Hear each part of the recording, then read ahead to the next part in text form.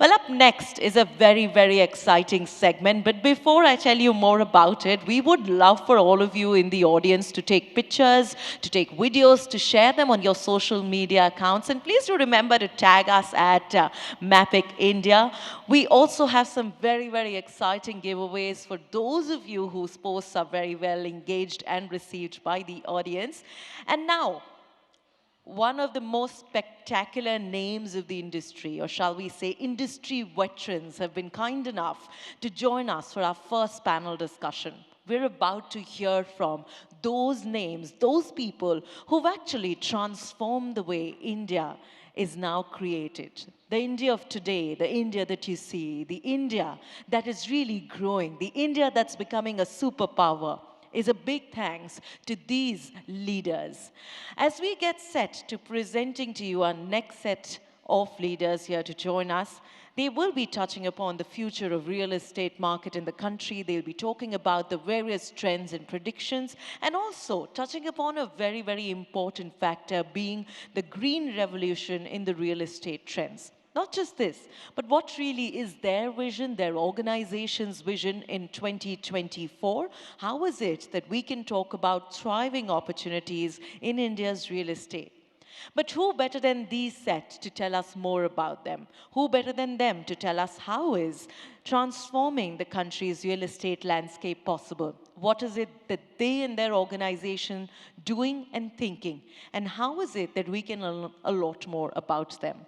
May I request all of you to please put your hands together for real estate titans who have been transforming the landscape. It's time to dive into the way that they've been contributing to the industry and more. Please put your hands together as I present to you Mr. Sriram Khattar, Vice Chairman and Managing Director, DLF Rentals. A round of applause for an industry leader joining us here.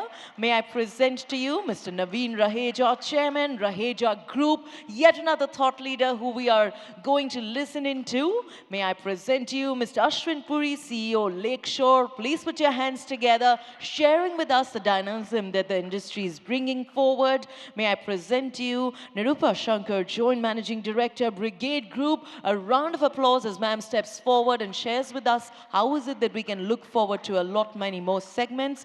May I request all of you to please welcome our moderator, Mr. Anuj Kejriwal, CEO and MD at Anarok Retail. Let's hear it up for our wonderful speakers right here. And let's hear it up for our moderator, please. Sorry, thank you very much for the introduction. Very happy to moderate this panel, the India's top real estate tycoons, all sitting here transforming India's real estate. Quickly, I'll just do some context setting. I'm happy Pushpa came before me. She did quite a lot of context setting for us, but yet the Indian economy is proving to be, quite exceptional. The world is witnessing sluggish economic developments, but India continues to outpace everybody. Interesting, and Pushpa covered it. We took 60 years for a trillion. Last couple of years we moved to 3.3, and hopefully we're at 5 trillion by 2028. It's the fourth largest economy. Growing because of a stable interest rate regime, political stability, and the growing middle class.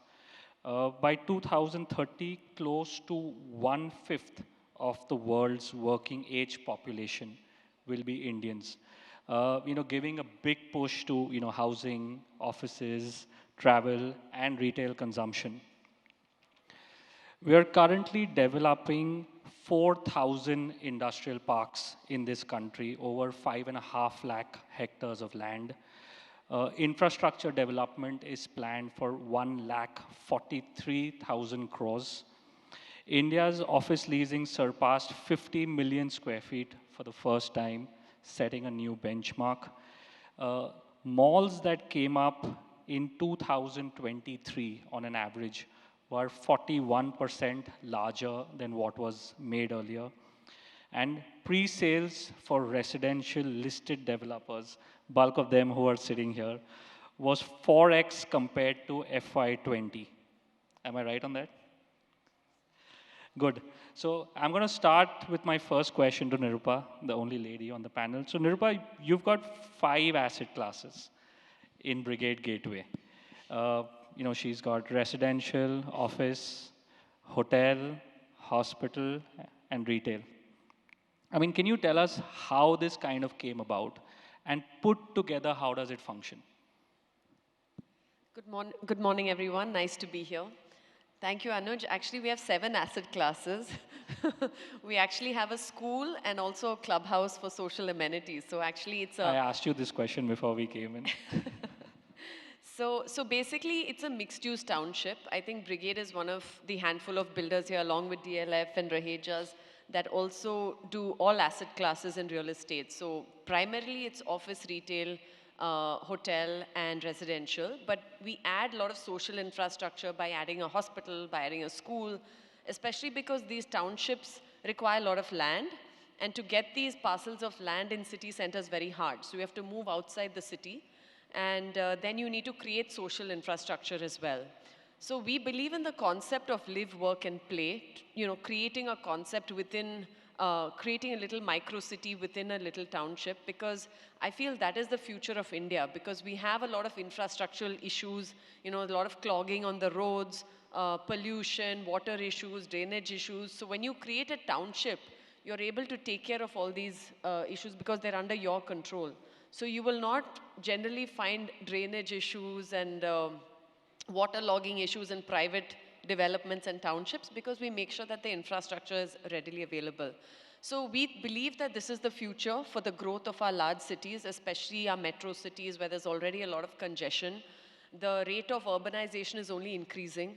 Currently in India, urban population is about 36% of the total population, and this is only going to increase to almost 40%, I think, in the next 10 to 15 years. So that's a huge pressure on our cities, and the whole concept of mixed-use development is to ease the pressure in CBD areas and move it out, so grow wider. So that's the whole concept. No, that's interesting. I like the words live, work, play. And I'm going to go to Mr. Khattar.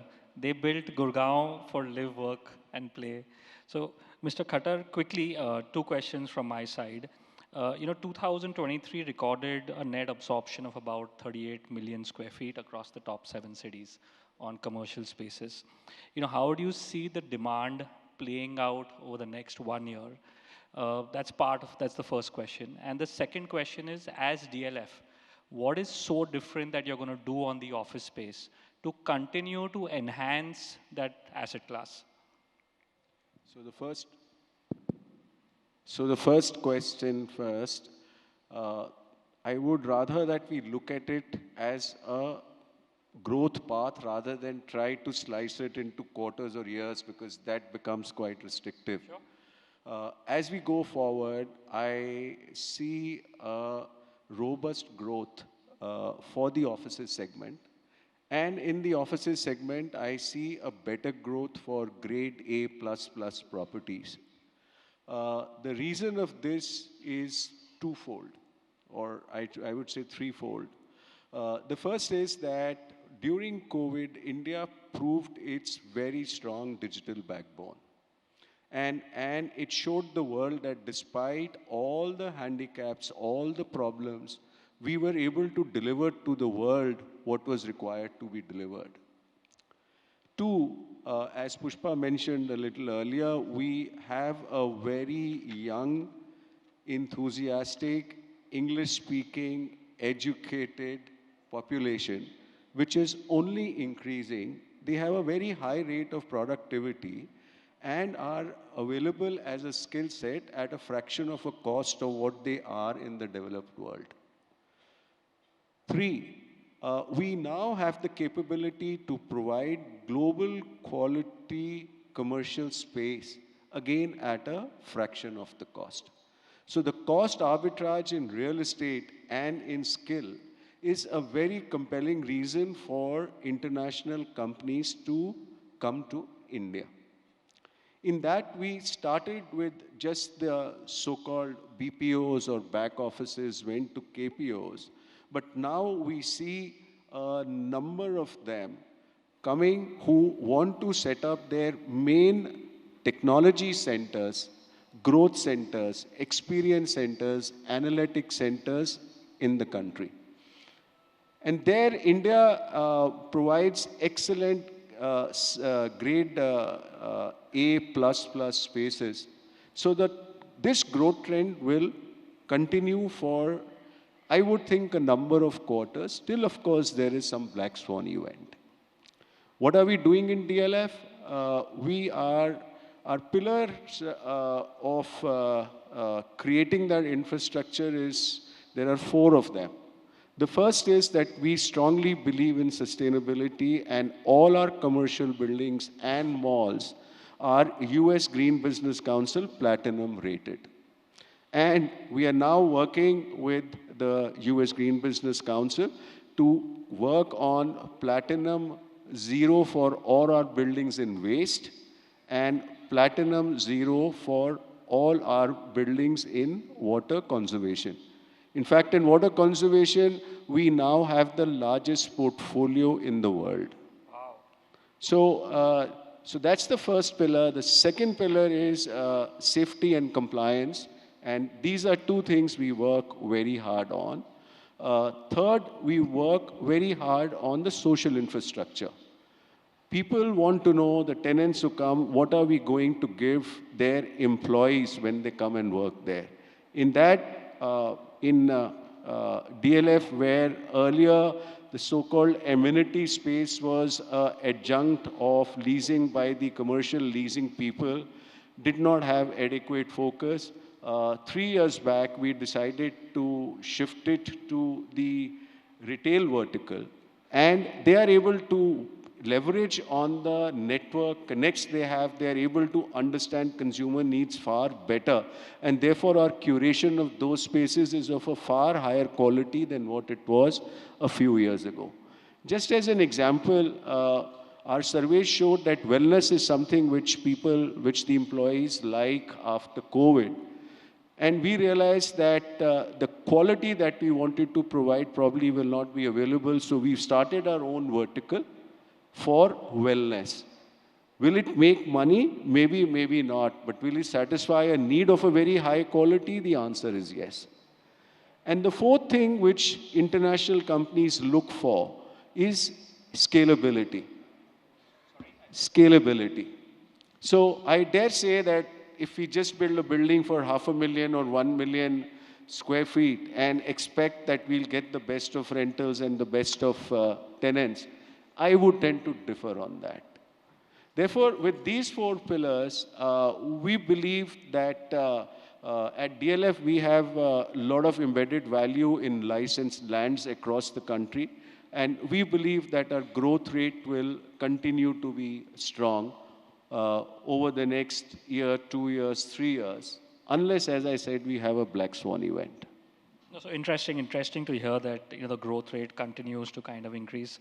Amazing points on sustainability, safety, social infra, and stability. But sorry, I'm just one more follow-up question on what you said. You said the world is moving towards grade A commercial space.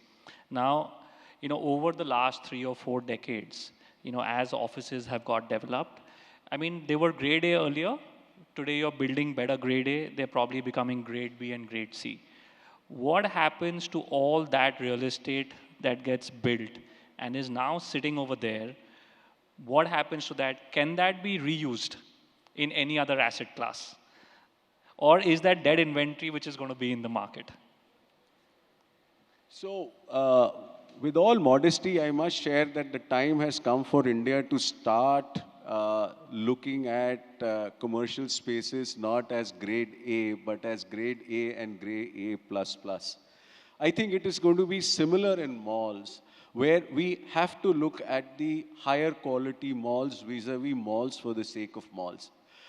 Please appreciate that India is a very vast country. The population, the spending power is humongous. Therefore, painting the entire country with one brush, in my personal opinion, is not correct.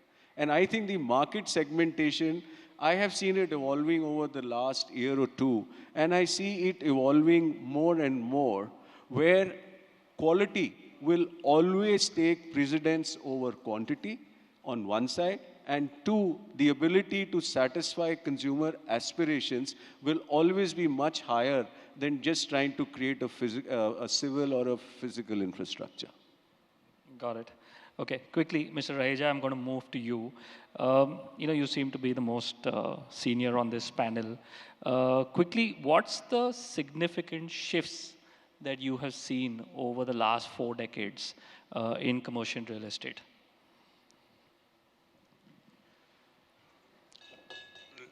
Last about 40 years, I've seen real transformation of this country when it comes to urbanization, and coupled with that, the retail and commercial spaces as well. I've seen Connaught Place LIC building coming up, and most of the Connaught Place skyscrapers coming and getting occupied from the time, and a lot of things which went around, Ansal, Skipper, all these things. And then I had seen the first one.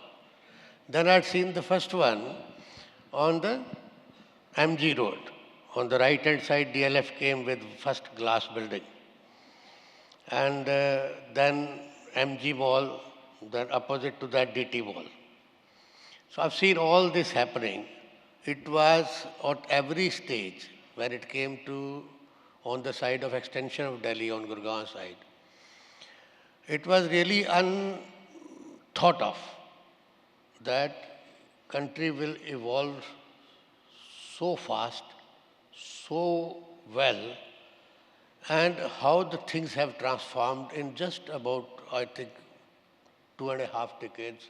I've seen real transformation happening. I don't know what are your guesses, but my own assessment is very positive about how India is henceforth going to grow with the real globalization which is going to happen now. Till now, we have seen a just slow takeoff, and it is accelerating. And where we were not able to calculate and guess even 25 rupees rental in MG Road can be practically Now sustainable. there's a zero got added to it Now towards the end. adding at certain places in Delhi, it is 2 zeros now. we have seen, at Saket, Select City Walk and the complex, I think certain spaces are commanding more than 2,500 per square feet per month. No, great. So But coming time,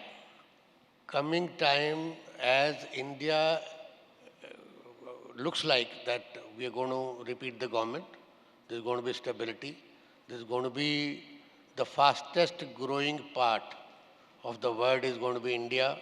There will be a shift even from other countries, even including China, towards India when it comes to investments, when it comes to new multinational companies coming, and with the youngest population which is going to be there in the coming few years only, aspirational changes will be tremendous. So the demands, if I just do an overview and look at it, how it's going to be now, there's going to be a very big change. And it is a time, I think, these kind of platforms can make people get together, have a collaborative approach, and we can really do very good. And for our company, as I look, most of the things happen by nature. If you have developed a city, you have to have commercial 4% components is compulsory. If you have to do a slum rehabilitation, you have a compulsory remunerative component on commercial side. So as you go with residential hand in hand, we keep on moving, and we kept on moving. Last few years were really challenging. And DLF, they were the first ones to start. They are the pioneer even today. And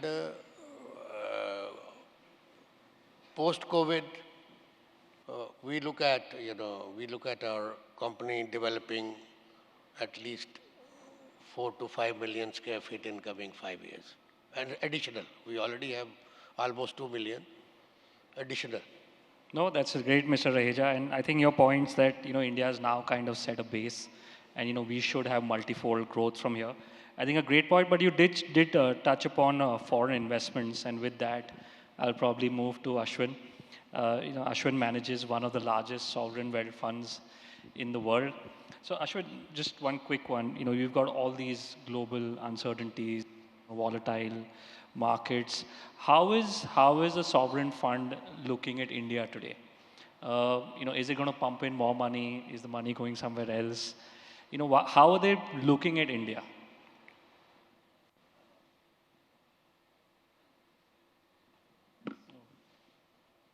I'm guessing you don't want to Hello? answer Hello? that. Can you guys? Okay. So I'm not going to give you a sovereign fund view, but I can just give you a perspective from just global capital. I think there are two parts of this. One is just our experience, and then what I think global capital is looking at. I think our experience has been good. We continue to invest capital. Over the last 7 years, we've built out a portfolio of nearly 4.5 million square feet. And we like the consumption story.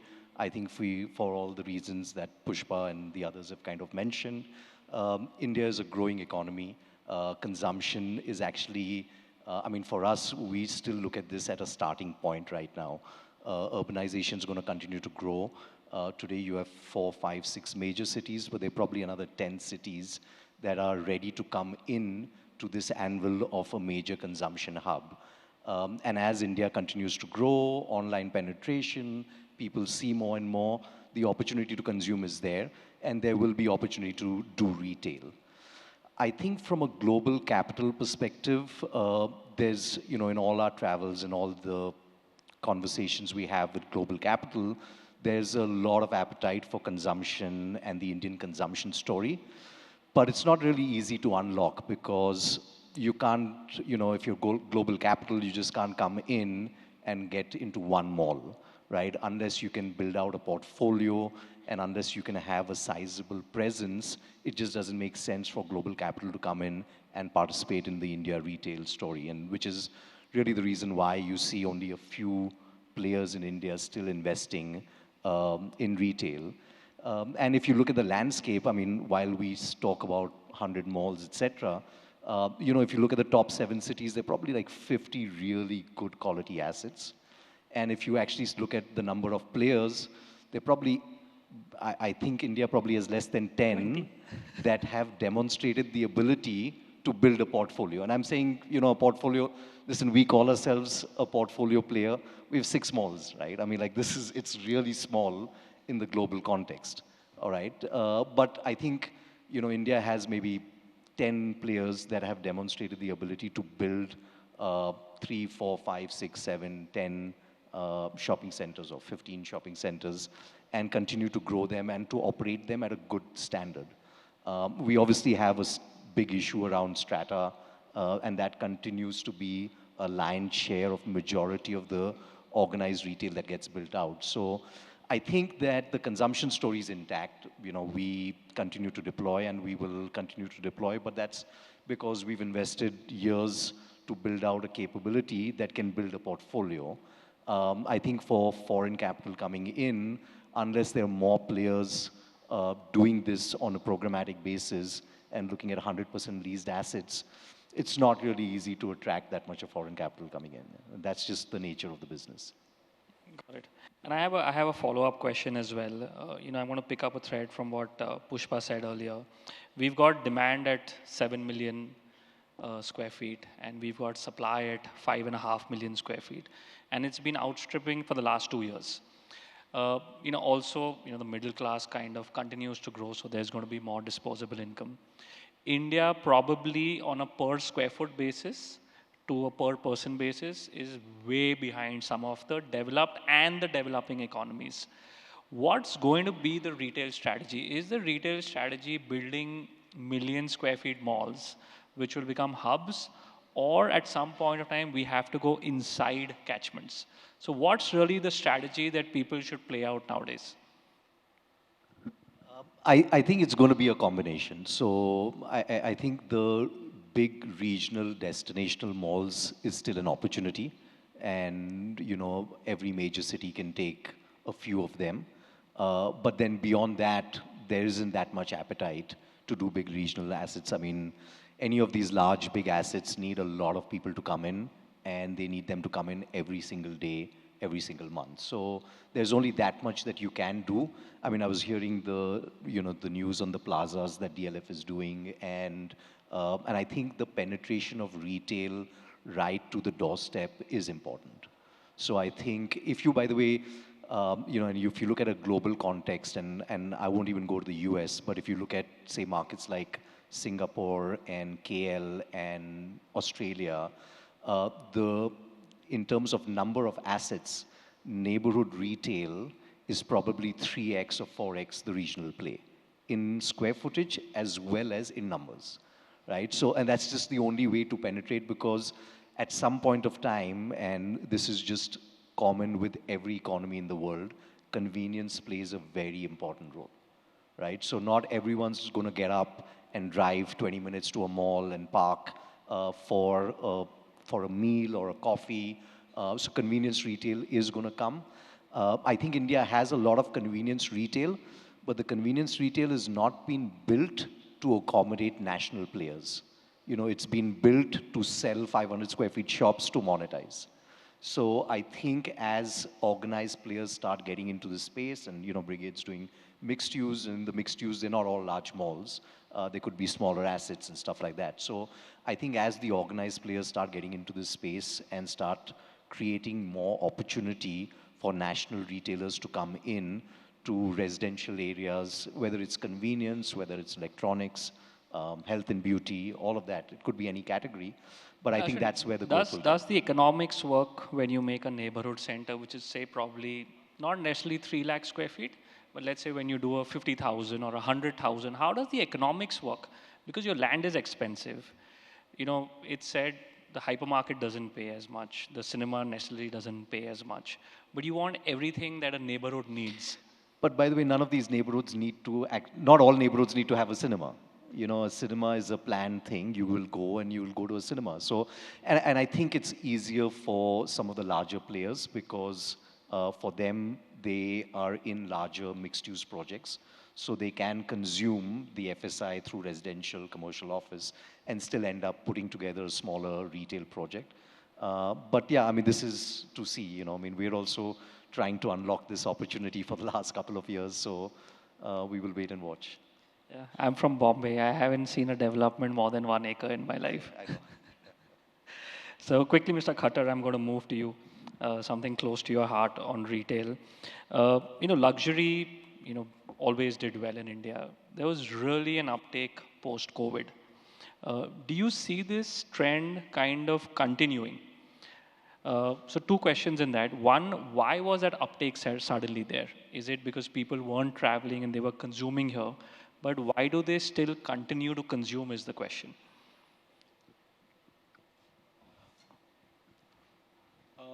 Let me split this and just answer this in segments. I'll start from the time when COVID happened. Traveling stopped. And before that, people generally were shopping for luxury overseas. And it had nothing to do with the availability of those goods in India, but it had more to do with a certain mindset. You're on a holiday, you are free, you got a wad of notes with you, and therefore you want to spend it. But when COVID happened, it became the luxury shoppers were then coming to the luxury spaces in the country and spending. And to be frank, we wondered whether when travel would start again, would this trend reverse or not. Fortunately, it did not, and shopping became sticky. And then it was a symbiotic thing where the brands realized that there was a lot of shopping happening in India. So they improved, enlarged their spaces, they enlarged their SKUs and offerings, and made India a luxury shopping destination in itself. And today, if we try to compare, say, the pricing of global brands from their home countries, in some cases, India is cheaper than what the prices of similar products would be in a Singapore or Dubai. So that's at one end. Secondly, I would say it is not India. It is only micro markets in India. And if I may just digress and try to explain that a little more, as I said earlier, the time has come for India to, for us, whether it's the retail industry or office industry, to look at market segmentation and decide what end of the spectrum and where we want to be. So there's nothing called a one brush paints all of 650 million square feet of office space or 25 million of retail space. We have to decide which segment and where we want to be. The needs of each space will be different. The consumer expectations of the space should be different. And the key will lie in creating and the cost of that creation and the ability of the people to shop and give you a return on that money. Interesting you say that, and I'm going to go to Nirpa on this one. We're in this business, and as malls get built, everyone wants to keep premiumizing their assets. So, you had national players earlier. Now people wanted premium. Now everyone's talking about having international brands in their mall. Does every mall deserve the same set of brands? And I'm sorry to say this, but I see tier one developers also wanting the same brands, the tier two guys also wanting the same thing, the tier three also wanting the same thing. And I'll end up saying this to some developers, saying that you are not the consumer of your own mall. It's the customer who lives there. So, Nirupa, I think some developers just painted in one brush, but how important is segmentation on retail? Yeah, so I think all of us want to build these lifestyle destination malls. And you were asking, and the fact is we want to build them because they've been the most successful thus far. But why have they been the most successful? They've been the most successful because we've looked at neighborhood retail or smaller malls the wrong way. I think neighborhood malls have been built the wrong way in the sense that you try to force feed whatever you had in the lifestyle destination mall into a neighborhood mall, but a shadow of that. So obviously you can't fit all the brands, so you'll fit some of the brands, but it's not a good, it's not suiting the product, So I feel that we're looking at, like Ashwin was saying, I think when you look at the future of retail, of course you're going to have a lot more large lifestyle destination malls of 600,000 square feet and above. That is the way to go for metro cities. But if you really see where the expansion will lie, like how many more lifestyle destination malls can each micro market take? You'll have to start building neighborhood malls. And when you look at neighborhood malls, it has to be for that neighborhood. Like what does that neighborhood need? What is the micro market like? You have to do a proper analysis of the catchment area. Like if it is a certain segment of society, it is a certain religious group, like we have to really go deep down and see what is it that micro market needs. And a mall is just not shopping anymore, right? It is so many other things. Can my children come and play a sport in the family entertainment zone? Like how do I entertain my children? How do I, for teenagers, what kind of entertainment do they have? Can my children come and learn a skill? If it's, can we add more activities? Can I go to the gym? Can I go to the salon? Maybe it needs a dental shop or a clinic. So I feel like we can't just look at the same brands. We have to look at what each micro market needs and position each asset class like that. So for instance, we have 3 malls, but we also have something called a shopping arcade in our large township. So they don't have central air conditioning. They don't have theaters. They have food and beverage. They have a shopping market, like a shopping mart. They have things that catchment requires. Sometimes we even sell these to, suppose we have a township with 6,000 apartments. We have a shopping arcade where people can buy small retail space so that they can have their office there, because that is what the township requires. So I feel like we need to really position and understand what we're doing. It cannot be a one size fits all. So there's no point in bringing the same brands that you have for a lifestyle township to a neighborhood mall. There could be some overlap, but we need to really understand who our customers and what is it that they require if we want these other asset classes or these other asset classes within retail to be successful. No, I absolutely agree. And, Ashwin, I want to put this question to you. Like Nirupa said, each of these assets need to be differentiated from each other. And I'm going to probably pick your brain on, some of the learnings we may have had internationally. You probably go to every million square feet mall, and some of them have now opened on the same road. You do end up seeing about 40 to 70% of the brand mix in both the malls are the same. How does one bring in the softer aspects like Nirma said? There could be a dentist, there could be a dentist, there could be a salon, there could be something else. Are we moving away from just retail shopping to say that I need to provide the consumer everything that he consumes? So how is that shift going to happen? How malls going to be able to differentiate from one another over a period of time? I was taken to Ashwin. So Anuj, I've had a view for the last few years, and I think size is not something that I'm totally fixated on. I think that given how the world is moving, the consumer is going to continue to consume online, and that area is coming. And if we keep telling ourselves that brick and mortar will stand the test of time against online, it's not going to happen. Right? It's just, I know that as a family, today, my family consumes a lot of products online that 5 years back we did not consume. And I do know for sure that 5 years from now, my kids will consume products online that we are not consuming. So this eat away and this bite out by online is going to continue to happen. I think that India sits in a very interesting position to global markets where density and urbanization is going to continue, and open space is of massive constraint.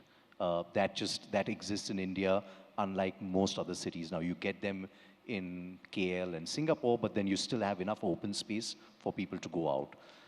I think the future of the retail regional mall, in our opinion, and this is just the way we've operated, is that it's not about are you 600,000 square feet or 1 million square feet or 1.2 million square feet or 1.5 million square feet.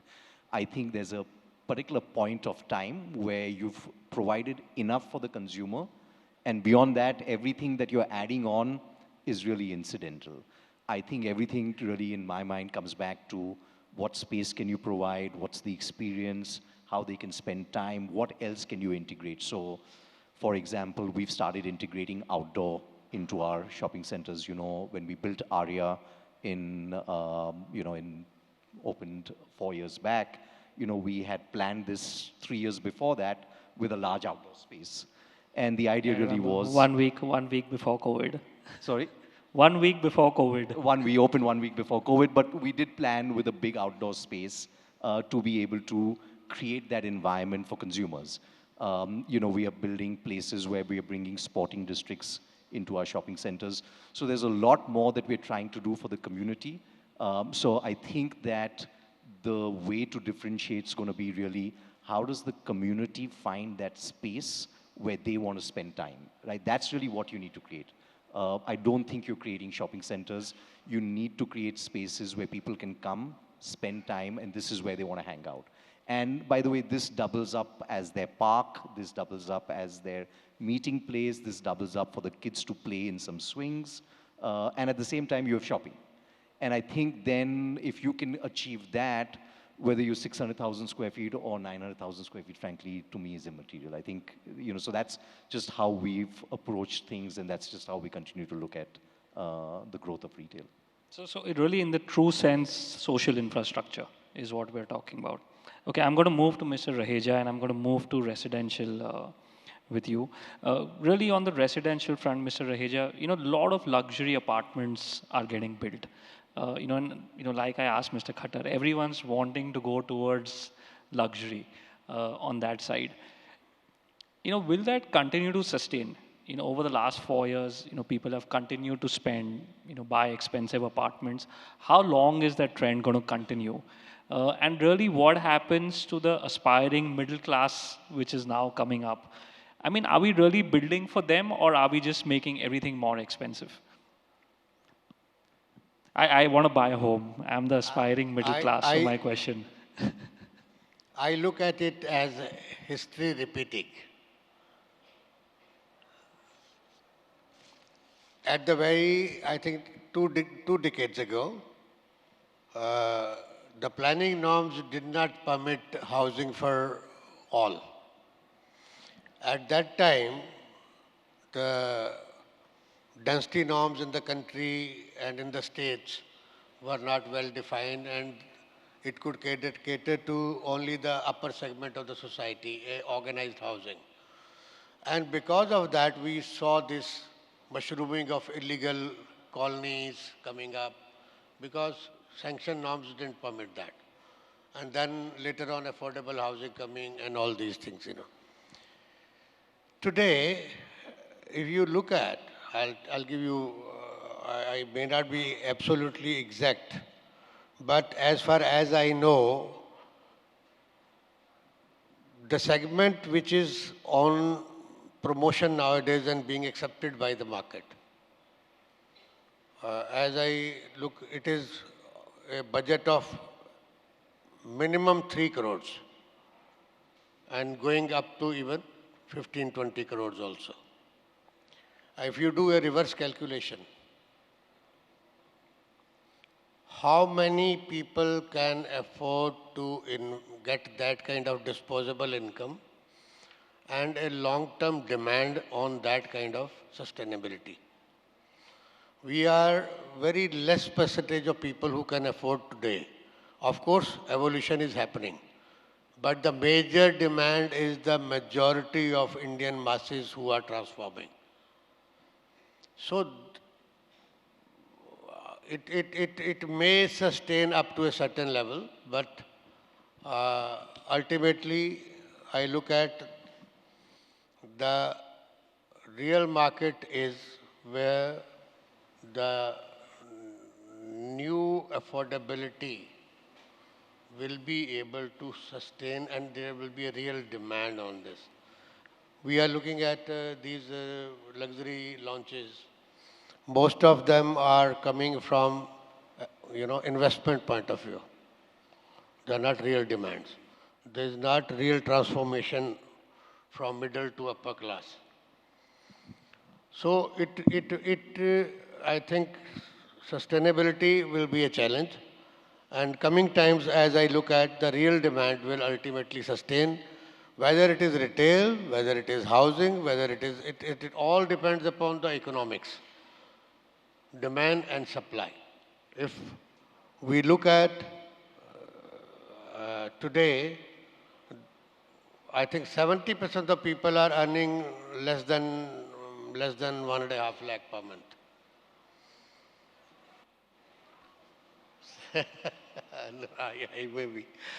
So the maximum population at 50,000 to 1 lakh. So to give them housing and then to give them facility of shopping, local shopping, and to give them allied facilities which are actually moving with that, is not being addressed as we post-COVID, as we are moving, as the market is moving. I look at it, history is repeating. There is going to be once again a gap. Maybe one segment will stop, leading to, investments getting stuck, and again negativity. But today, it is also extremely unfortunate that we are not getting supplies into the real segment, where the real demand is there. That we are not getting. We have seen in northern India, we saw, in Haryana particularly, we saw affordable housing schemes. There was premium going on. But now the selling price at capping of selling price at 5,000 rupees, at that too at the carpet area, developer cannot afford it. Cost of construction is high, cost of land is high, so you cannot do that. So we are doing the same thing. First we did limitations on density norms. Today we are limiting a market not as a free market, but as a controlled market again by the government agencies. So that needs to be corrected, left free, let competition decide pricing, let demand and supply decide the pricing. So, so as we recently had, Deen Dayal Jan Awas Yojana and other plotted colonies, 3 floors, then 4 floors, densification because of the cost of land really going up. The densification is the answer. The TODs and those densification areas are there although, but they are limited to certain pockets only. So these things need to be addressed by the government to actually create a real growth story for the entire Indian masses, what we are talking about. That is what is exactly required now, and that is required by the developers also. So just moving into one luxury segment, focusing upon that, people coming, you know, you are getting project booking in 2 days, but again, when it comes to collecting money, for them it is the second home. RERA gives advantage to customers. If you don't pay, your cost is maybe 8-9%. Sorry, if you pay, your cost is that. And if you don't pay, the cost is just 2% higher. So, the real estate for a speculative investment class also has become lucrative. So, anybody is doing anything. You know, we have to look at a complete macro picture of the economy, Indian economy, how it is going to move further, how the developers should act. You know, we have a lot of gaps. We have gaps on senior housing because of nuclear family systems. We don't have that. So there are many gaps still where a developer and the government should facilitate and focus. It is there where, as you said, that luxury sustainability will be there, but that will be a part of the growth story, ultimately. Great, great, Mr. Raheja. But I do understand from what you're saying that I think post-COVID was a large end-user market.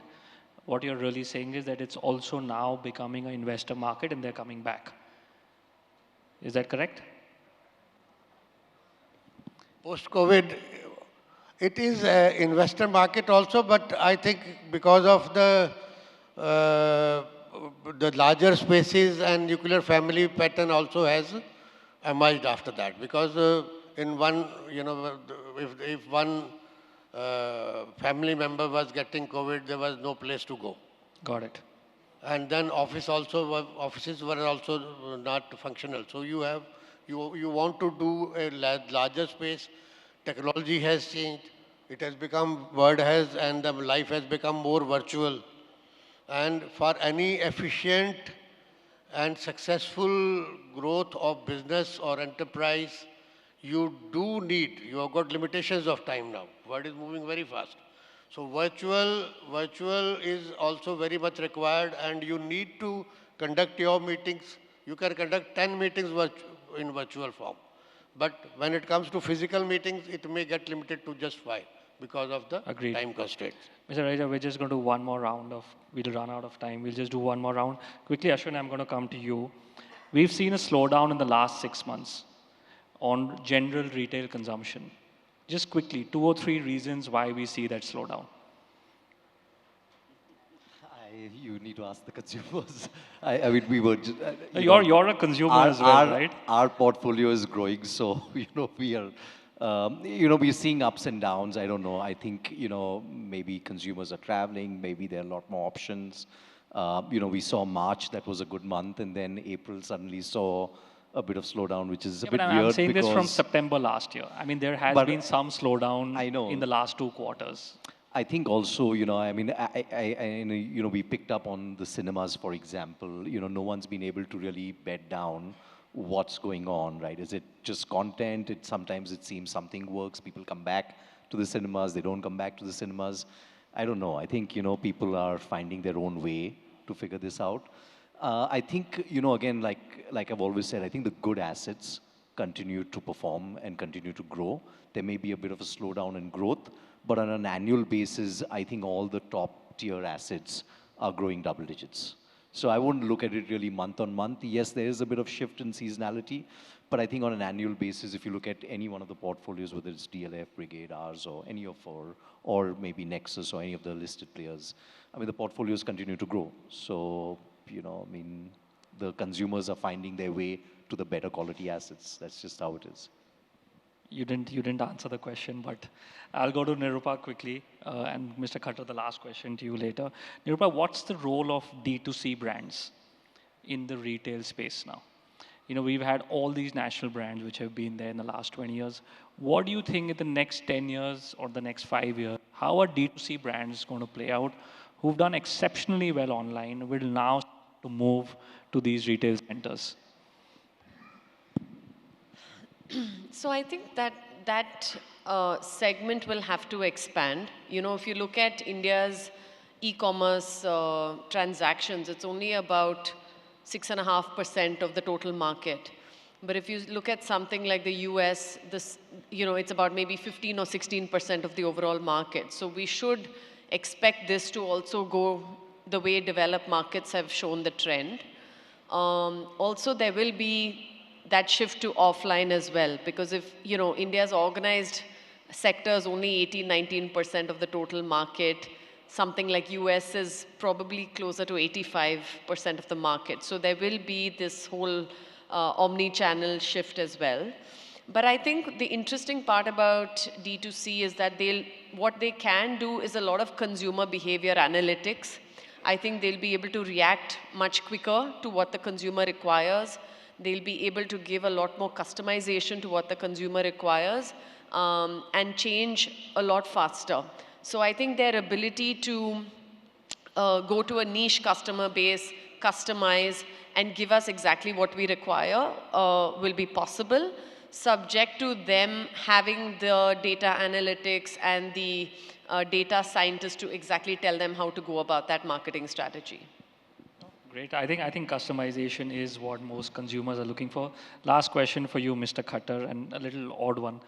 So, just during COVID, we saw a lot of large developers, and you continue to build these million square feet assets all over the country. Do you see developers, like the way it's happened overseas, actually buying into retailers?